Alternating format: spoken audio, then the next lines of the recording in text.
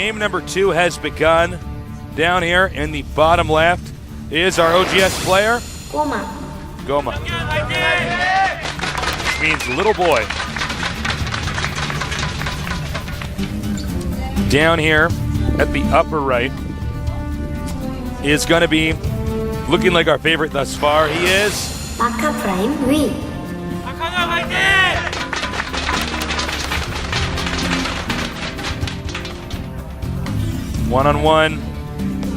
One-on-one map, excuse me. I'm curious to see how they're going to open. I like Goma's position with the depot here. You might think this doesn't mean anything.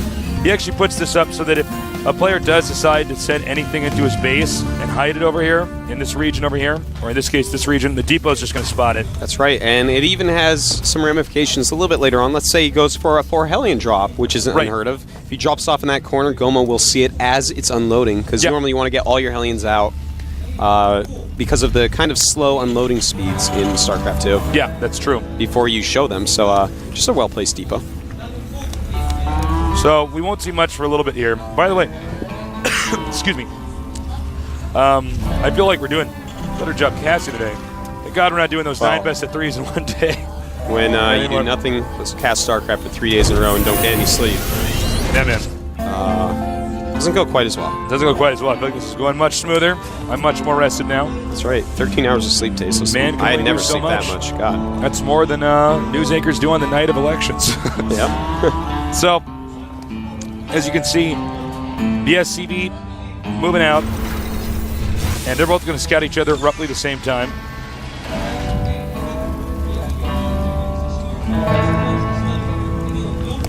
Some Marines being made. Probably chase out the SCVs before truly showing their tech roots. Right. Of course, if you know something's coming, you can crush it. Looks like he's going to get this SCV. Goma trying to just see if he can do a little bit of back and forth and get around. He does not. Maka's does make it out, though. Yep. One small lead here for Maka. Factory on the way. And same with Maka. Yeah. Quite mirrored builds so far.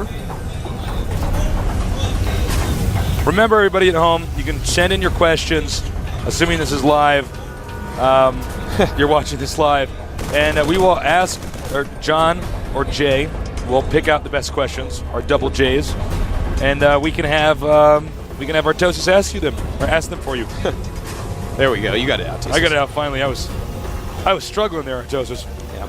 Double gas for both players going up.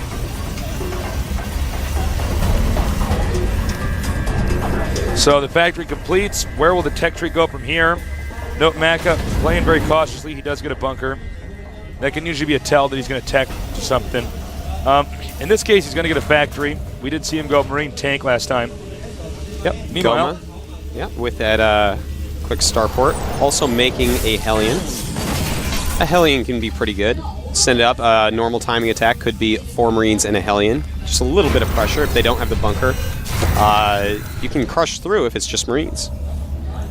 Fortunately for Maka, he does have that bunker, so he's completely ready. Putting up that starport, so I think we're going to see the same build out of Maka Prime this game. Yep. And it definitely could be the same build out of Goma as well. Now, will he be able to kill as many SCVs this time? That remains to be answered. Yeah, because he got so many SCVs the previous time. Maka's build is growing in popularity on the Korean server. A Marine, a tank, expand. But it's still not as popular as this Banshee build, which has basically been around since the beginning. This is a build I tend to use a lot. You know, these are basically the 2 standard builds of Terran vs. Terran. You know, Viking tank, very good synergy. And of course, making Banshees is good in pretty much every matchup. You know, flying cloaked DTs are pretty awesome. Goma is getting that cloak, by the way. 2 Vikings coming out for Maka very much quicker. He may send those in the Banshee flight paths to try to catch it, make it cloak early, and thus totally minimize the damage. And I think that's probably what we're going to see out of Maka. Well, it's really smart to do something like that because the Banshee, even though it can cloak, it can't cloak forever. It has to use up energy. So if he doesn't have enough energy at the time, he's going to try to run away, but he won't be able to go inside the base and actually damage his opponent. You can see the Vikings splitting up here. Yeah, they want to find any quick Banshee seriously, if they find it, it changes the entire game. This path, will a Viking go over it? No, it looks like he's just going to miss it. You know, it's hard to tell what path they'll go on. It's quite arbitrary. Right. I wonder if perhaps it would have been better for him to just park this one over here and park this one over here. Wanted to catch him a little bit earlier. Didn't work out for him. Here's the Banshee, and the Vikings are off, way off. So he's not going to be happy with that. He's going to be like, oh no. But here are some more Vikings, and he's going to try to catch this Banshee. It's going to get out of scan range, though, unfortunately. Failure there. He does have a second scan, so he's going to use that pretty quickly and kill this Banshee. Ooh, I like that snipe right there. Killing the SCV Making Engineering Bay. He does have enough energy. I don't know why he's not actually just scanning. I think he wants for the energy to actually run out, but then decides not to wait. Now, unfortunately for him, another Banshee is just about to enter his base, Tasteless. And he's not going to have the scan energy for this yet. It's going to take a while. A lot of SCVs could go down. Notice he shift clicks all those SCVs. That's what that red line is. Shift attack to kill as many as possible. And Goma, on top of things, as they run away, chooses to attack different SCVs. And he has a lot of energy left on that Tasteless. Yeah, that's not going away anytime soon. So many kills. The energy for the command center, he almost has enough to scan. Has 9 kills. All of them. SCV's 10 kills. And it does go down as that next scan comes up. And if you look at the difference, 32 SCVs to 12. Oh my god. Awesome change here by Goma. I really like this. Making 3 barracks out there. I think he's just going to try to hit a timing. He is getting stim, where this timing is going to be designed to just try to run Maka over, because he is going to be a little bit light on units. He's made a lot of Vikings. Vikings only good against anti-air. Very situational where you can use them on the ground well. In fact, he's going to force another mule usage. Maybe this even is smart. Yeah, he could target a siege tank. Flies into that turret range. You got to be careful. They can see further than they can shoot. Yeah. So we have a lot of Marines on the way over here. That's right, some Marauders as well. And that Banshee did more than you think. It actually saw exactly what Maka is doing. And Maka's moving out, Tasteless, and this could actually be quite bad. This could be really bad. You know, when he moves down there, stim not quite done yet. Over halfway, though. But if he moves down too much, stim could actually catch him off guard, kill all those units, and we would go into a game 3. All right, he's going to siege up. Ooh, this is actually not the best decision. Not a good idea. Maka, I think, is going to realize here, wait a minute. He's got a bunch of buildings out here, but he's not going to turn around. When he sees all of these production facilities. And there is no command center as well. Yeah, that maybe should set him off. This is pretty bad. Yeah, I think when he's just waiting for stim, then you put your SCVs in front to tank damage, and just kind of stim attack move into that, spread on the way. And Maka's two more tanks are coming down, but I don't know if he's going to be able to hold this break from Goma. As long as those SCVs are in the front and not behind the Marines, which I have a bad feeling he may. Yeah, he does. Once again, he's not using the SCVs properly here. But they are taking some of the damage, and that's even hurting his own Marines. You know what? Maka's looking not as bad as I thought he would look. Yeah. In this battle, he's actually, considering the army size difference.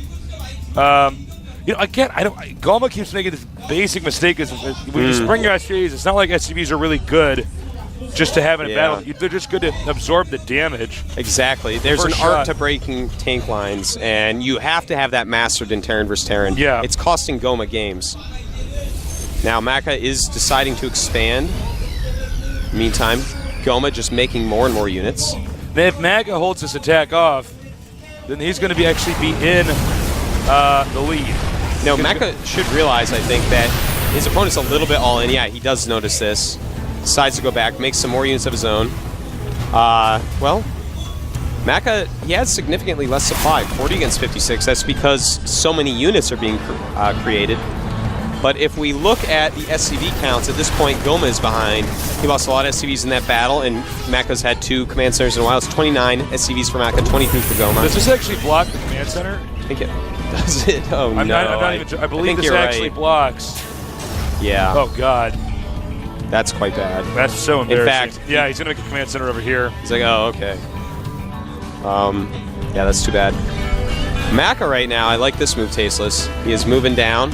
Yep. With a Banshee, going to do some of his own harass. Maka not getting cloaked this game.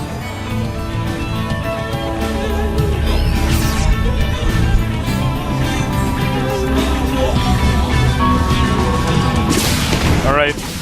He's going to get back inside this base. It's now Maka starting to start taking out SCVs. Go to the unit counting station. It's 33 to 22.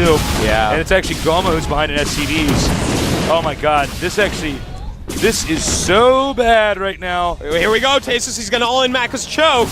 Stimming up. Maka was not sieged at the moment. And he could be in trouble here. A lot more units for Goma, especially with this Banshee in there doing a lot of damage. Goma sieges up a couple tanks, keeps one unsieged. And Maka, can you hold it? Maka looks like he's going to hold this, and that's going to be it. Maka barely surviving that. Talk about epic comeback. Yeah, Maka played very good games there. Yeah. Both games, Goma gets ahead and actually loses his leads by incorrectly breaking siege tank lines. Definitely something he's going to have to work on. Yeah. A lot of that came down, you can see he's just so frustrated with himself in the booth. He's got a good attitude about it, at least, looks like. But, yeah. It's one of those moments where it's like, oh, that's too bad. He was not using his SCVs right. For those of you at home that don't know, when you're going to break a tank line, so you have a bunch of siege tanks, right? There's like this no man's land in between you. You get up USCVs because those units obviously are not going to be good at attacking. They're going to be good at being shot at by the tanks. Yeah. They use up one siege tank shot. Then when your army gets in there, you don't have to worry about that additional one or two siege tank shots that hit siege you before you get to a fight. In siege mode, their firing rate is not very high. No, it's There's not. splash damage also when it's hitting SCVs. Your front SCVs that are attacking some of their units right. and deal additional damage to their units. It's kind of basics for StarCraft 1 players. I guess, Goma. Maybe he was not a StarCraft 1 player. Maybe he was not. That's a trick in StarCraft 1 as well. There's a lot of pros named Goma, but I guess he was not one of them. So, that's too bad. Goma, we hope to see you again in the GSL. We're going to take a quick little break here. And have a little Maka Prime interview. Yeah, Maka Prime interview. So send your questions in. This is the GSL. We love casting StarCraft. We're happy to do it for you guys. Much love from Korea. And feel free to come out to the studio whenever you want. It's free. You come say hi to Dan and me. We're going to take a quick break. Enjoy the interview. We'll be back soon.